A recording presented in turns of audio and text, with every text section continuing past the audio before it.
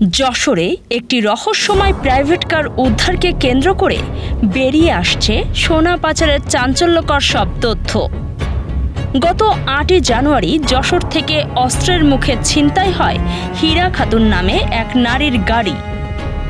তবে এই ছিনতাইয়ের নেপথ্যে রয়েছে বিশাল এক গোল্ড সিন্ডিকেট। হীরা খাতুনের দাবি, তার স্বামী আলী আহমেদ মারা যাওয়ার পর বেনাপোলের গোল্ড শহীদ চক্র সোনা ফেরত চেয়ে তাকে ও তার ছেলেকে প্রাণনাশের হুমকি দিচ্ছিল। পুলিশের তদন্তে উঠে এসেছে ভিন্ন চিত্র। পুলিশের দাবি, হীরা খাতুনের প্রয়াত স্বামী নিজেই একটি সোনা পাচারকারী সিন্ডিকেটের সাথে জড়িত ছিলেন। আত্মসাৎ করা সোনার বার উদ্ধারের উদ্দেশ্যেই পাচারকারীরা গাড়িটি ছিনিয়ে নিয়েছিল বলে ধারণা করা হচ্ছে। দীর্ঘ নাটকীয়তার পর মাগুরা থেকে গাড়িটি উদ্ধার করে বর্তমানে যশোর কোতোয়ালি থানায় রাখা হয়েছে। আসল মালিক কে তা নির্ধারণে এখন চলছে পুলিশের আইনি তদন্ত।